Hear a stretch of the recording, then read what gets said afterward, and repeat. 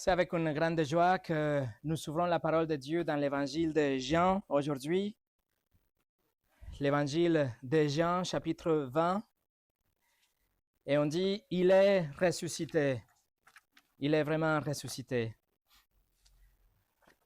Aujourd'hui, c'est le dimanche de la résurrection et c'est aujourd'hui que nous nous souvenons et nous célébrons la résurrection de Christ. Cet événement qui a mis de côté le christianisme, qui sépare notre foi de toute autre religion et de tout autre système de croyance, c'est la résurrection corporelle du Seigneur Jésus-Christ. Comme vous le savez, Abraham, le père du judaïsme, il est mort il y a plus de 2000 ans avant Jésus et son corps repose dans une tombe à Hébron et depuis ce jour-là, Abraham est là, le corps d'Abraham.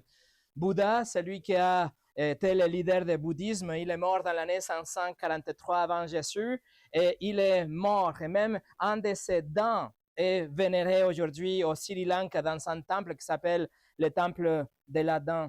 Nous savons aussi que Mohammed, le leader de l'islam, il est mort dans l'année 632 après Jésus et ses restes sont aujourd'hui à Médine où il y a des milliers de pèlerins qui viennent chaque année pour voir ou vénérer les restes, le corps de ces prophètes de l'islam. À l'Église catholique, il y a eu même plus de 266 papes catholiques, dont 265 sont morts et la plupart d'entre eux sont enterrés aujourd'hui au Vatican et vous pouvez voir leurs cadavres à travers une vitre. Donc, ils sont tous là, mais la tombe de Jésus est vide. Jésus était déposé là et ça fait 2000 ans que la tombe est vide parce que Jésus, il est ressuscité.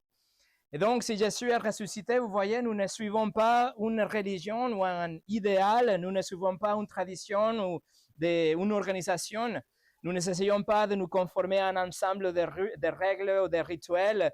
Nous ne sommes pas liés non plus à des cérémonies ou des coutumes, des traditions, etc. Nous ne plaçons notre confiance dans un système religieux, mais nous suivons une personne qui en plus est vivante aujourd'hui. Nous suivons une personne qui a été brutalement assassinée, mais cette personne est vivante aujourd'hui, le Seigneur Jésus-Christ. Contrairement à tous les dirigeants qui ont vécu pendant l'histoire de l'humanité, Jésus est vivant aujourd'hui, juste comme il l'avait dit, juste comme l'Ancien Testament l'avait prédit, juste comme il avait annoncé aussi. Jésus a souffert et il est mort, mais le troisième jour, il est ressuscité.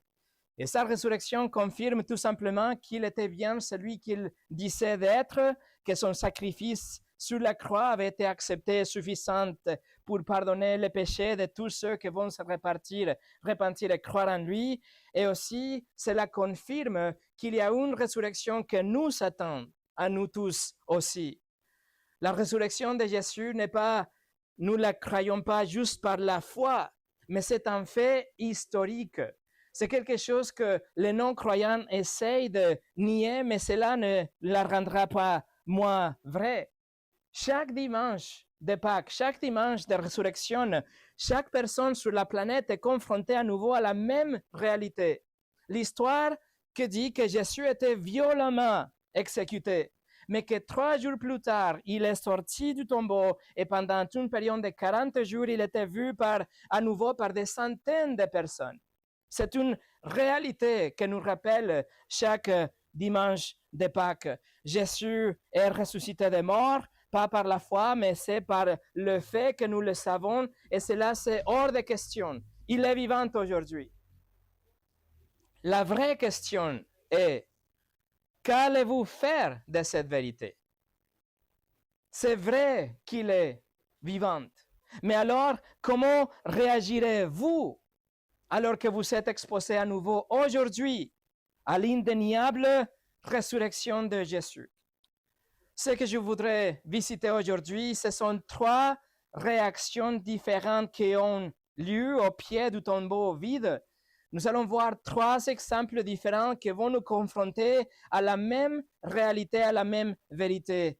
Et à la fin, nous allons être invités pour prendre et suivre un de ces 3 chemins, un de ces 3 réactions, alors que nous allons visiter ces passages des Écritures. Mais avant de commencer, je vous invite à prier avec moi. Seigneur Jésus, tu es vivante aujourd'hui. Et tu as dit que tu envoyeras ton Saint-Esprit pour être avec nous et pour nous guider à travers la vérité, nous rappeler de tout ce que tu avais dit. Seigneur, aujourd'hui, nous voulons nous soumettre à ton esprit en sachant que c'est lui qui va nous guider à travers l'étude de ta parole pour que ce soit la vérité de la résurrection qui ressort à nouveau dans notre cœur et que nous puissions suivre le meilleur exemple qu'on va voir aujourd'hui, que c'est la foi pure à la résurrection. Seigneur, change nos cœurs. Aide-nous avec nos anxiétés pour pouvoir prêter notre attention à la prédication de ta parole et que ton nom soit glorifié aujourd'hui qu'on célèbre la résurrection de ton Fils. Au nom de Jésus. Amen. Le message aujourd'hui s'appelle « Regardez et croyez ». Regardez et croyez.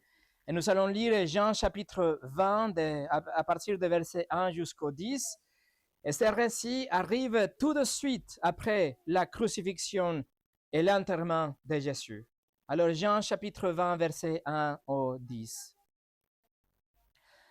Le premier jour de la semaine, Marie de Magdala s'est rendue au sépulcre dès le matin comme il faisait encore obscur. Et elle vit que la pierre était ôtée du sépulcre. Elle courut vers Simon-Pierre et vers l'autre disciple que Jésus aimait et leur dit, « Ils sont enlevés du sépulcre le Seigneur et nous ne savons où ils l'ont mis. » Pierre et l'autre disciple sortirent et allèrent au sépulcre. Ils couraient tous deux ensemble, mais l'autre disciple courut plus vite que Pierre et arriva le premier au sépulcre. S'étant baissé, il vit le bande qui était à terre. Cependant, il n'entre pas. Simon-Pierre, qui le suivait, arriva et entra dans le sépulcre. Il vit le bande qui était à terre et le linge qu'on avait mis sur la tête de Jésus, non pas avec le bande, mais plié dans un lieu à part. Alors l'autre disciple qui était arrivé le premier au sépulcre entra aussi, et il vit et il crut. Car il ne comprenait pas encore que selon l'Écriture, Jésus devait ressusciter des morts. Et les disciples s'en retournèrent chez eux. Je voudrais attirer votre attention aux 3 protagonistes qui apparaissent dans ces récits afin de voir leur réaction face à la vérité indéniable de la résurrection de Jésus. Nous allons voir Marie de Magdala a couru, Pierre a réfléchi et Jean a cru. Numéro 1, Marie de Magdala a couru.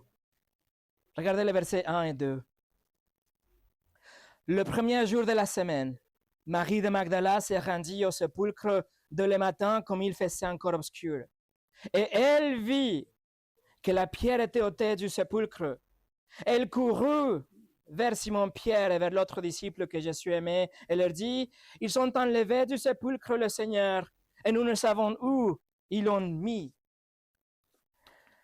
Le verset 1 nous dit que Marie de Magdala, elle arrive dès le matin et que c'était le premier jour de la semaine, c'est-à-dire le dimanche. Et d'ailleurs, c'est pour ça que dans le Nouveau Testament, le jour de culte de Dieu a changé de samedi, le Shabbat, à dimanche, le premier jour de la semaine, comme on voit dans le livre des Actes. Et donc, chaque dimanche, lorsque nous nous réunissons en tant qu'une église, cela nous rappelle ces premiers jours de la semaine-là, le jour de la résurrection de Jésus. Alors, qui était Marie de Magdala? Nous pouvons déduire qu'elle venait de cette village qui s'appelait Magdala, à l'ouest de la mer de Galilée. Luc chapitre 8 la mentionne, elle dit qu'elle faisait partie de ce groupe de femmes qui suivaient Jésus, qui avait été guéries par Jésus, et maintenant elle suit Jésus pour pouvoir aider dans le ministère, dans tout ce qu'elle pouvait. Luc écrit aussi que cette Marie de Magdala avait été délivrée de 7 démons, et c'est tout ce que nous connaissons par rapport à Marie de Magdala. si vous ajoutez quelque chose d'autre, si vous avez entendu des histoires par rapport à elle, ce sont des mensonges et des traditions. C'est tout ce que nous savons par rapport à Marie de Magdala. Alors, elle arrive au tombeau très tôt le matin. Jean spécifie qu'il faisait encore obscur. Elle vient parce qu'elle a voulu terminer ce qu'ils avaient commencé le vendredi tout de suite après la crucifixion de Jésus. Ils ont commencé à ensevelir le corps de Jésus, mais elle est venue pour terminer promptement et d'une bonne façon ce qu'il fallait faire avec le corps de quelqu'un qui était décédé. Regardez juste quelques versets avant, le chapitre 19, versets 38 au 40.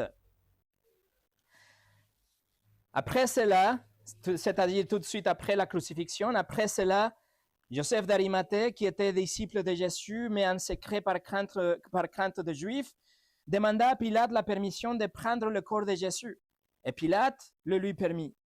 Il vint donc et prit le corps de Jésus.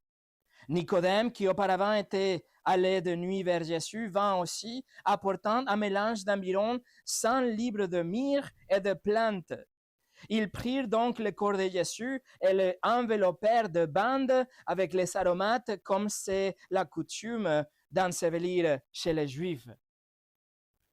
Alors l'apôtre Jean écrit qu'il avait environ 30 kilos d'épices, 30 kilos qui avaient été placés sur le corps de Jésus et autour de son corps et au milieu de ces bandelettes qu'il avait utilisées pour envelopper le corps de Jésus. Donc, il met les épices sur le corps, après il commence à envelopper et à chaque couche de ce tissu, il ajoute de ces épices aussi. Ce processus était différent de celle des Égyptiens. Les Égyptiens, ils embaumaient le corps, que c'était vraiment quelque chose, ils les enveloppaient d'une façon très étroite pour les faire des momies. Mais les Juifs enveloppaient d'une façon beaucoup plus lâche et souple pour permettre à tous ces épices d'être entre le corps et entre les bandes, juste pour contrebalancer la puanteur de la putréfaction. Donc, Marie de Magdala attend la fin du Shabbat et tôt le matin, le dimanche, quand il faisait encore obscur, elle sort avec des parfums et des épices. Elle va chercher la tombe parce qu'il veut continuer ce processus. Elle connaissait parfaitement l'emplacement de cette tombeau. Luc nous l'indique dans le passage Luc 23, 55. Les femmes qui étaient venues de la Galilée avec Jésus, accompagnèrent Joseph, virent le sépulcre et la manière dont le corps de Jésus y fut déposé. Et, s'en étant retournées, elles préparèrent des aromates et des parfums, puis elles se reposèrent le jour de Shabbat selon la loi. Alors Marie de Magdala, elle connaissait parfaitement où le corps avait été déposé. Il est clair qu'elle attendait d'arriver à cet endroit et voir les gardes romains. Elle attendait de voir le tombeau fermé comme c'était le vendredi. Et bien sûr, trouver le corps de Jésus à l'intérieur. Mais Matthieu, dans son évangile, il rapporte qu'il y a eu un grand tremblement de terre et qu'un ange est descendu, que l'ange a roulé la pierre et que les gardes s'étaient évanouis de peur et ils s'étaient enfuis après. Alors, qu'est-ce qu'elle trouve lorsqu'elle arrive au tombeau? Jean 20, verset 1, la deuxième partie de verset 1. Elle vit que la pierre était ôtée du sépulcre. Marie de Magdala, elle vit. Le verbe pour voir qu'on utilise ici, c'est le grec blepo, que ça veut dire tout simplement regarder vite. Ça veut dire jeter un coup d'œil. Ça veut dire elle a juste regardé que le tombeau était vide et c'est tout. Elle est partie. C'est ça sa réaction dans le verset 2. Verset 2, elle courut vers Simon-Pierre et vers l'autre disciple que Jésus aimait et leur dit, ils sont enlevés du sépulcre, le Seigneur, et nous ne savons où ils l'ont mis. Alors, Marie de Magdala, elle arrive, elle voit vite et elle part. Elle rejette complètement la possibilité de la résurrection. Elle court dans la détresse, elle court pendant 2,5 km jusqu'à Béthanie, que c'était la distance entre Béthanie et Jérusalem, et elle dit que quelqu'un avait volé le corps du Seigneur. Personne ne savait où il se trouvait. Marie de Magdala et les autres femmes avec elle, elles sont arrivées à une conclusion. Elles sont dit tout simplement, quelqu'un a pris le corps et nous ne savons pas où ils ont mis ce corps. La dernière partie du verset 2. Et nous ne savons où ils l'ont mis. Vous voyez, Marie, elle devine par l'ignorance. Elle invente une histoire. Elle imagine que pendant la nuit, au tôt le matin, il y avait des pilleurs de tombes qui ont venu et qu'ils ont pris le corps de Jésus et que c'était pour ça que la tombe était ouverte. En lieu de courir vers les disciples en criant « Il est ressuscité », son incrédulité les fait crier « Ils ont volé le corps du Seigneur ». Même si Jésus avait prédit, et même si l'Ancien Testament prévoyait qu'il ressusciterait, Marie et les autres femmes sont remplies de stress et d'incrédulité, et elles pensent que la résurrection est hors de question. Il y a une autre explication. Le corps a été volé. Marie de Magdala a vu et a couru. Charles Spurgeon écrit: l'incrédulité fait souvent une lecture erronée des choses. Elle lit de la tristesse dans des faits qui devraient susciter de la joie. Rien n'aurait pu rendre Marie plus heureuse que de croire que son Seigneur était ressuscité d'entre les morts. Et rien ne l'a jamais rendu plus triste que de penser que le corps de son Seigneur avait été volé. Numéro 2. Pierre a réfléchi. Pierre a réfléchi. Regardez le verset 3 au 5. Pierre et l'autre disciple sortirent et allèrent au sépulcre. Ils couraient tous deux ensemble, mais l'autre disciple courut plus vite que Pierre et arriva le premier au sépulcre. S'étant baissé, il vit le bande qui était à terre. Cependant, il n'entre pas. Évidemment, Pierre et Jean ne pensaient pas non plus à la résurrection. Peut-être ils pensaient que Marie de Magdala se comportait d'une façon bizarre à nouveau, comme quand elle était possédée par les 7 démons. Peut-être qu'elle et les autres femmes s'étaient trompées sur l'emplacement du tombeau. Peut-être il y a une autre explication, parce que sûrement les gardes romains ne pouvaient pas juste permettre les voleurs de prendre le corps de Jésus. Alors il doit y avoir une autre explication. Pierre et Jean partent en courant pour vérifier. Et Pierre, qui était probablement d'une quarantaine d'années, a été dépassé par Jean, qui était beaucoup plus jeune. Jean avait environ 20 ans, on va dire. Donc, ils courent ensemble, mais Jean arrive en premier. Et le verset 5 nous dit qu'il s'est baissé, mais il n'a pas rentré dans le tombeau. Il se pencha et il vit les bandelettes posées par terre. La Bible de Genève traduit ça, nous dit que le bandelette était posé par terre, mais littéralement, le grec nous dit que le linge était tout simplement posé. Le linge était là. Alors nous devons imaginer, nous devons comprendre comment était une tombe à l'époque pour pouvoir comprendre ce qui se passe ici. La tombe à l'époque était creusée sur une colline. C'était une toute petite grotte ouverte sur un côté d'une colline avec une toute petite entrée pour pouvoir rentrer. À l'intérieur de cette petite grotte, on trouvait une division dans 2 parties. Une première partie, quand vous rentrez à la tombe, que c'était une antichambre. C'était un espace pour pouvoir préparer le corps pour après. C'était là où les gens se réunissaient pour pleurer ensemble, pour parler de la personne, pour pouvoir enrouler la personne avec les épices autour du corps et dans le linge, les bandelettes et tout ça. Et après, à droite, il avait une toute petite chambre, que c'était la chambre funéraire. Et cette chambre funéraire, il avait une sorte de lit d'un côté avec une petite demi-marge d'un côté où la tête de la personne serait placée. Alors, Jean arrive en premier et depuis l'entrée, il regarde à l'intérieur et il voit, il regarde, il reconnaît le bandelette, il voit le tissu. Le verset 5 fait le point, il nous dit qu'il n'a pas rentré. Jean n'a pas rentré. Peut-être c'était par respect au lieu. Il n'a pas voulu rentrer dans le tombeau peut-être de Jésus, ou peut-être c'était par respect de Pierre. Peut-être il a voulu que Pierre rentre en première, car il était plus âgé que lui.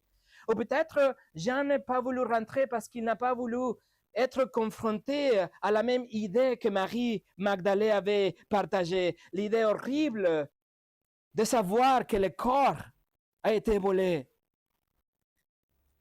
Et qu'en est-elle de Pierre? Nous savons qu'il ne va pas s'arrêter. Alors, versets 6 et 7.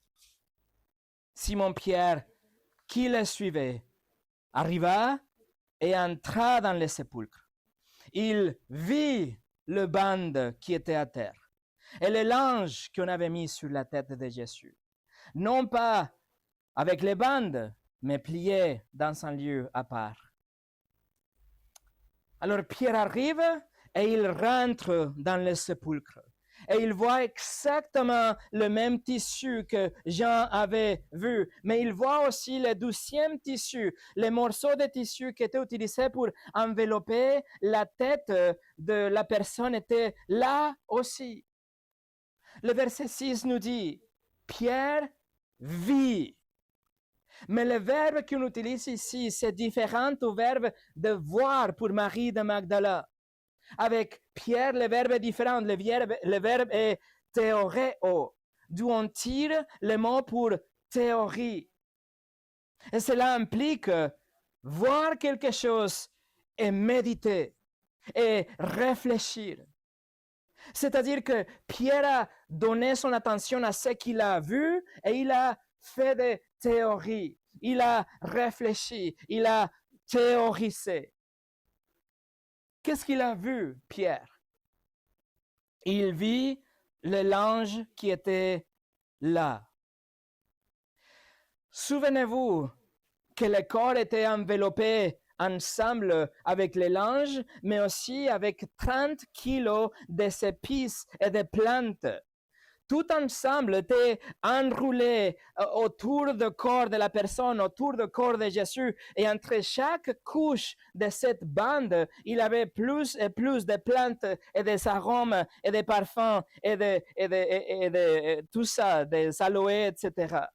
Donc, ça faisait un grand volume que enroulait la personne. Il s'agissait d'une couverture lourde autour du corps. Et donc, imaginez-vous, s'il y a une couverture lourde, il y a une enveloppe de plus de 30 kilos autour de Jésus, et si le corps se dématérialise à l'intérieur, alors tout ce tissu sera comprimé par leur propre poids.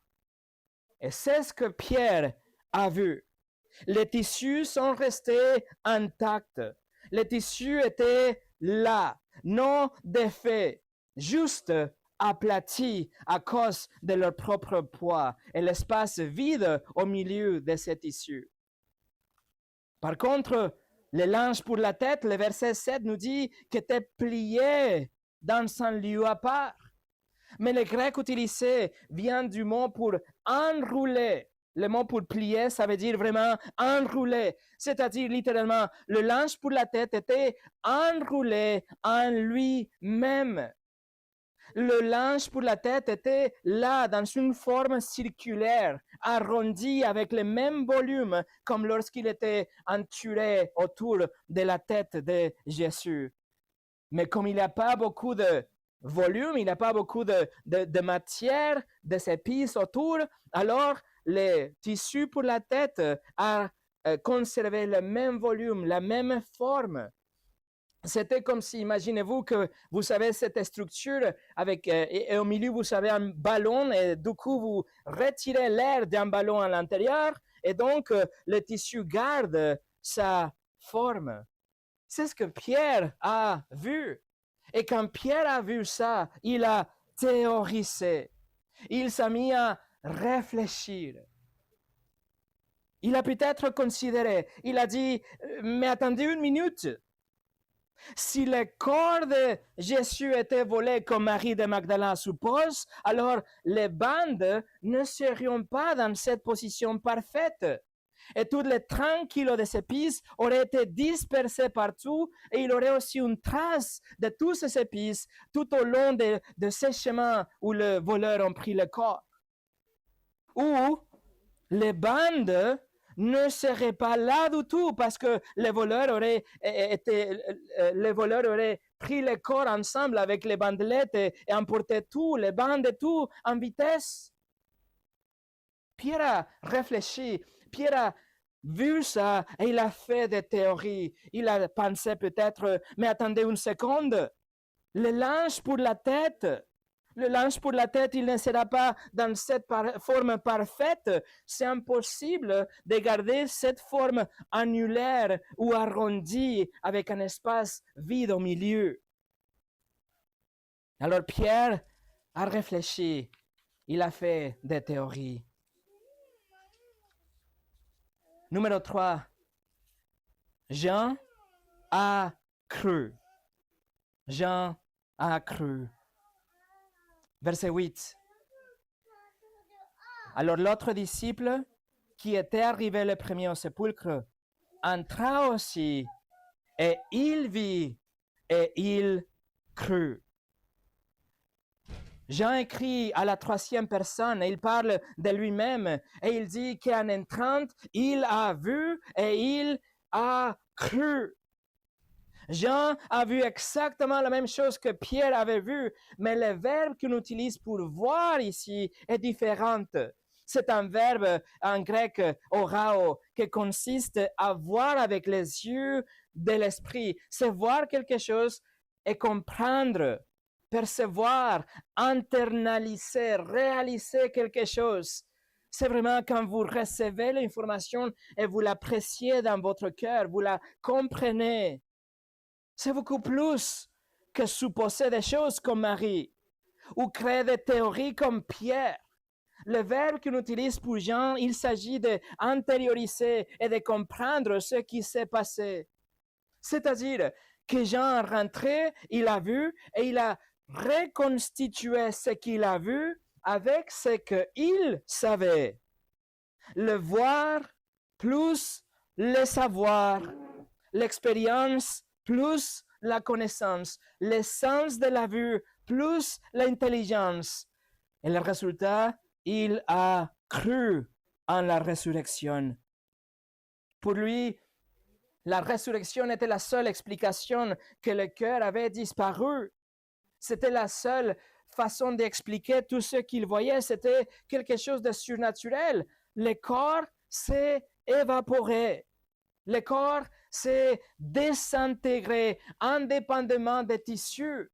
C'est ce que Jean avait compris. Jean avait compris que le corps avait passé à travers les bandes et à travers les tissus.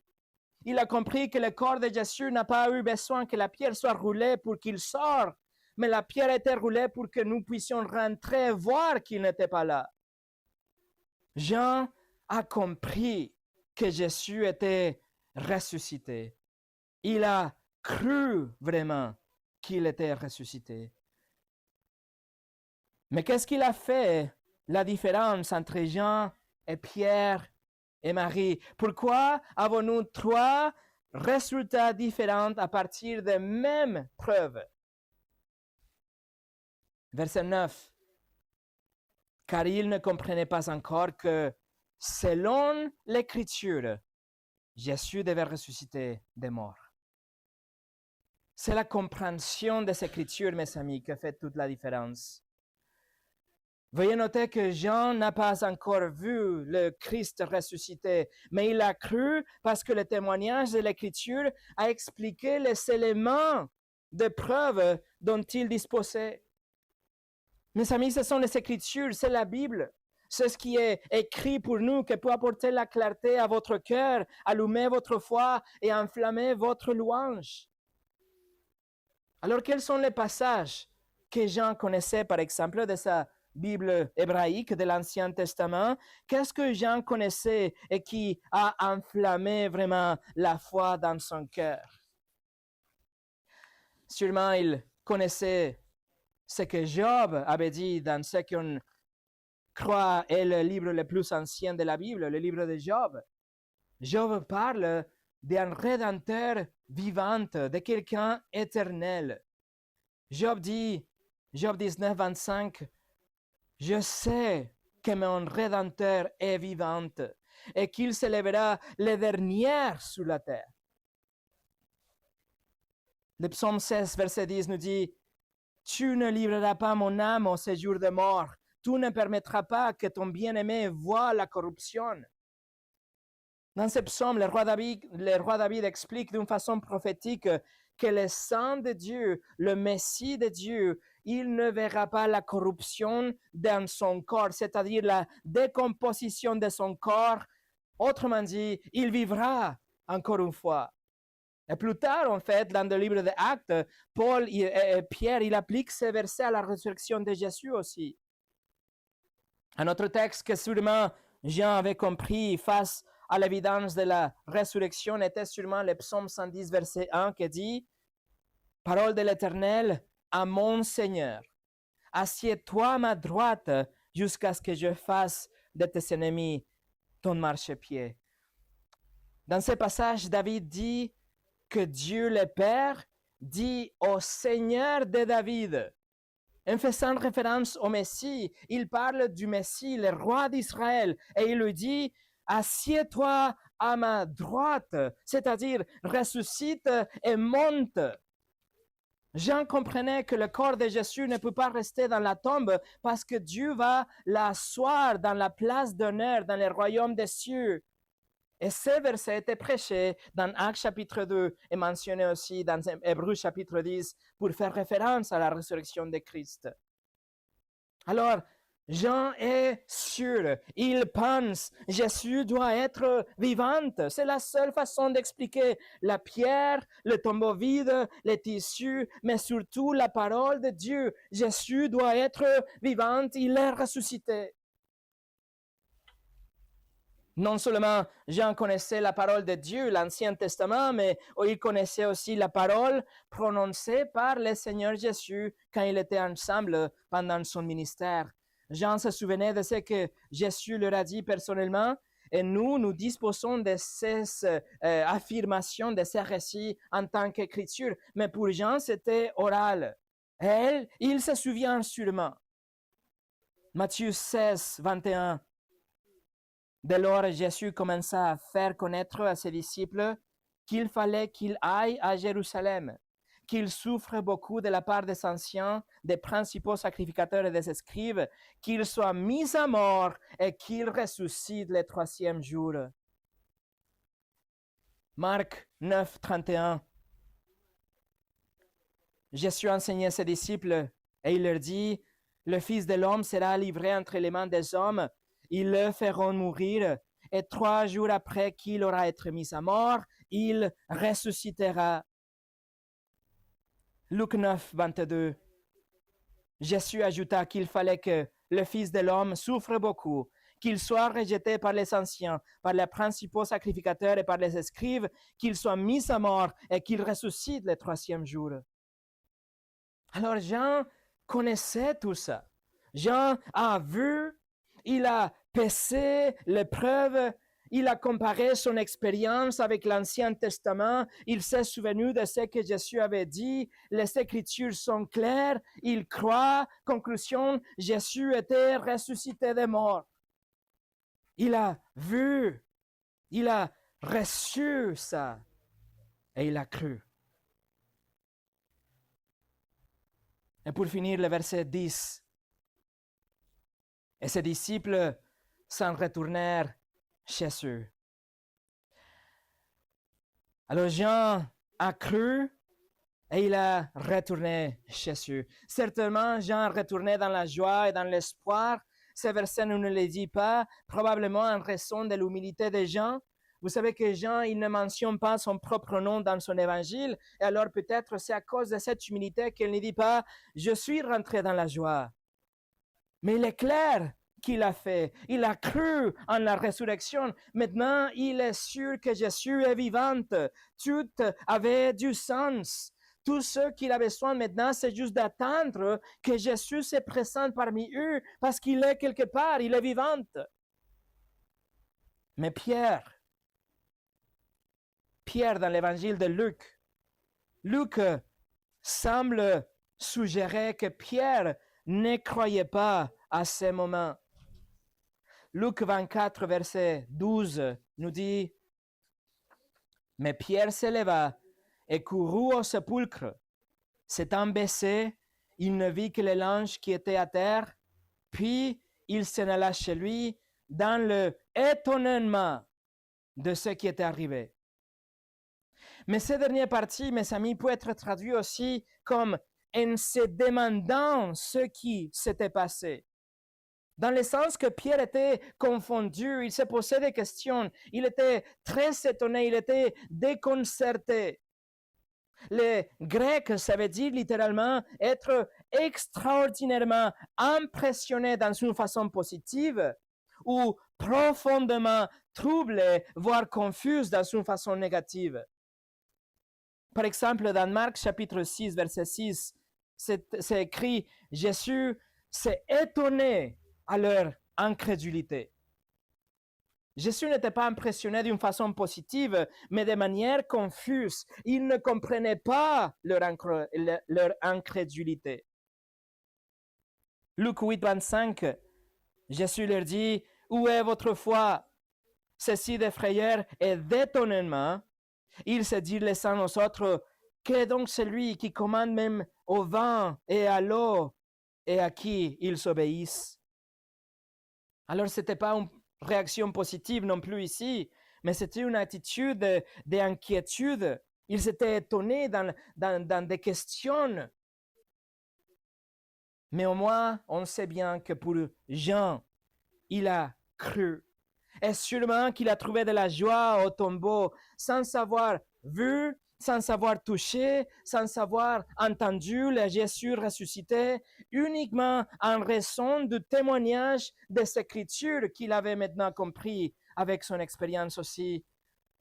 Autrement dit, si vous êtes ici, si quelqu'un se remet en question, si quelqu'un a des questions par rapport à Jésus ou l'éternité ou le paradis ou l'enfer, si quelqu'un n'est pas sûr, qu'est-ce qu'on doit faire avec ça?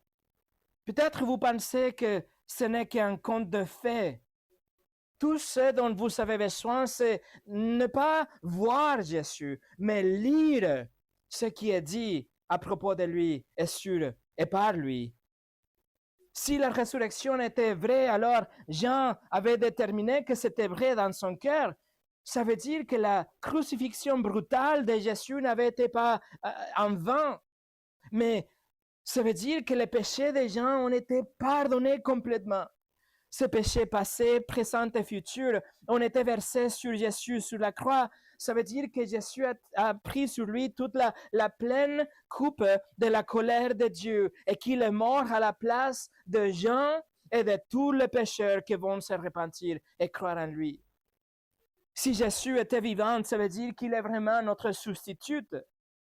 Ça veut dire que Dieu a puni son Fils en lieu de nous punir pour chaque mensonge et choses volées, et cupidité et blasphème, et les regards charnels et les pensées charnelles. Tout ça a été placé sur Jésus à la croix et la fureur de Dieu a été déversée sur son Fils afin que vous et moi n'ayons rien à recevoir de la part de Dieu en tant que colère. Jésus est mort sur la croix d'une façon brutale, mais il a satisfait les demandes de la loi. Il a payé la dette de ce que nous avons besoin de payer, comme on a chanté aujourd'hui. Jésus a tout payé. Et 3 jours plus tard, il est sorti de la tombe. Et en ressuscitant, non seulement il a prouvé qu'il était bien Dieu dans la chair, mais aussi que l'expiation de nos péchés avait été complétée. Que le paradis éternel et le pardon des péchés sont disponibles pour chaque personne qui se repentira et placera sa foi en Jésus seul. La résurrection de Jésus, ça veut dire aussi que la Bible est vraie, c'est-à-dire que vous pouvez placer votre confiance en Dieu et que votre éternité est sécure entre les mains de votre Sauveur.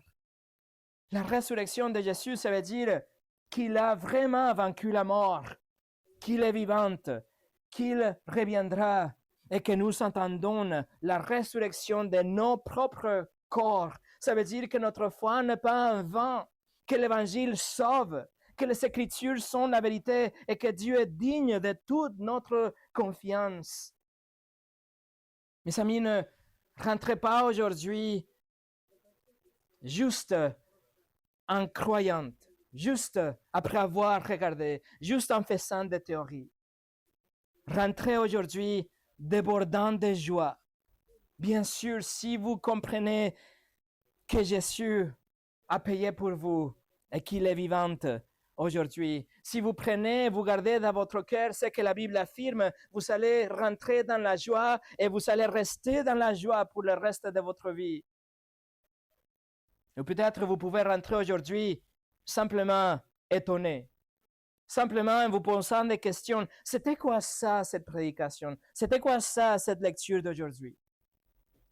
Laissez-moi vous encourager, mes amis. Ce dont vous avez besoin est de comprendre les Écritures pour faire confiance à ce que Dieu a dit dans sa parole. Ne rentrez pas aujourd'hui en courant comme Marie de Magdala. Ne rentrez pas aujourd'hui comme Pierre en faisant des théories seulement, en faisant des hypothèses, mais croyez comme Jean. Et après ça, louez les sauveurs comme Thomas. Regardez le verset 28. Jean 20, verset 28. Thomas répondit à Jésus, mon Seigneur et mon Dieu. Ça, c'est la réponse au Christ ressuscité. Ça, c'est la foi qui sauve. Jésus est vivant aujourd'hui et il offre le pardon des péchés à tous ceux qui viennent humblement à lui.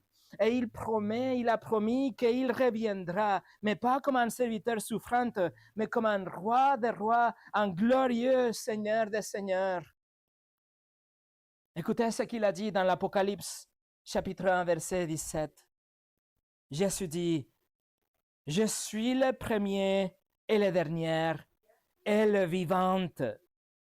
J'étais mort, et voici, je suis vivant au siècle des siècles. » Voilà la réalité de la résurrection. Nous avons un Sauveur vivant. Alors, regardez et croyez. Prions.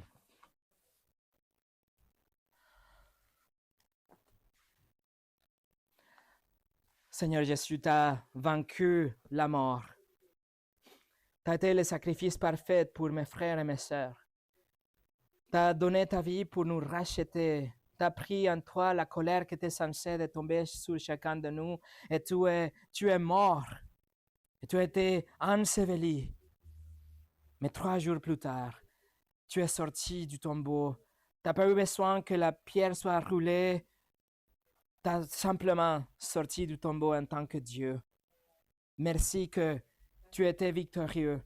Merci que la victoire nous appartient à chacun de mes frères et mes sœurs, que nos péchés ont été pardonnés, que notre foi n'est pas en vain, que nous pouvons te faire confiance, que la Bible est vraie, que Dieu pardonne et que nous pouvons avoir la vie éternelle. Et nous l'avons si nous t'appartenons.